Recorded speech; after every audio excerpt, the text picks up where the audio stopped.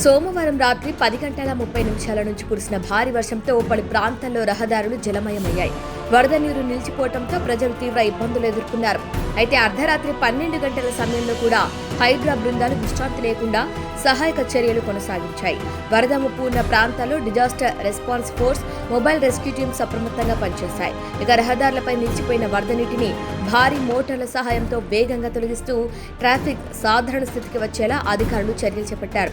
Hydraa additional director Varla Papayya స్వయంగా క్షేత్రస్థాయిలో పర్యటించి పరిస్థితిని సమీక్షించారు. ఎక్కడ ఎలాంటి సమస్యలు ఉన్నాయో తెలుసుకుని అధికారులకు అవసరమైన సూచనలు చేస్తూ సహాయక చర్యలను వేగవంతం చేశారు. ఆర్ఎఫ్ఓ జయప్రకాష్, డిఎఫ్ఓలు శ్రీధర్, గౌతమ్తో పాటు హైడ్రా ఎస్ఎఫ్ఓలు సిబ్బంది అంతా క్షేత్రస్థాయిలోనే ఉండి సహాయక చర్యలను పర్యవేక్షించారు.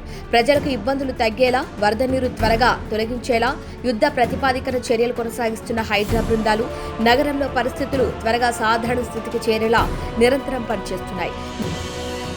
మరిన్ని తాజా వార్తల కోసం మా ఛానల్ను సబ్స్క్రైబ్ చేయండి. వీడియోనిస్తే లైక్ చేసి షేర్ చేయడం మర్చిపోవద్దు.